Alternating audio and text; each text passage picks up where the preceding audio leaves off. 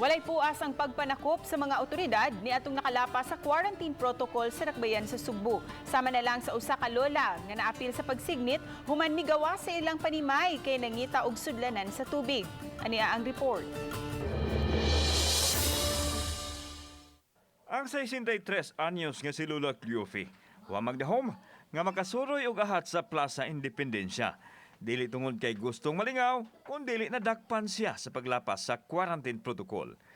Matud pa nga igo lang unta siyang nangita og kasudlan sa tubig sa gawa sa iyang balay, pero nahibulong siya nga gisignit man siya sa mga otoridad. Nalimot po siya sa pagdala sa iyang quarantine pass maong wa kabalibad dihang gidala sa mga sakop sa SAF. Asa may quarantine ko, gigamit mamangod kay upat manggod mi nya, di man kay ako rin nagamit upat mami kapamilyad. Nya buntag sayo pagud to.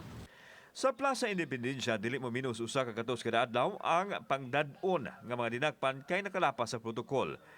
Ipaupo sila sa proseso og matanggong sulod sa 12 ka oras. Gani kini mga bus sa plaza ang temporaryo nilang kapahilunaan samtang maghuwat sa pag-release kanila. Wa noon mapil ang senior citizen kay di pa pauli dayon basta kuhaon sa ilahang barangay. Di nagtagam na. Tagam na eh. Samtang nagbadayon ang checkpoint sa mga dapit sa syudad ug istrikto ang pagsita sa mga tao bisan sa ikaduhang adlaw sa pagpaubos sa Cebu City sa Modified Enhanced Community Quarantine. Kauban si Cleofer, lumayag ako si Alan Domingo.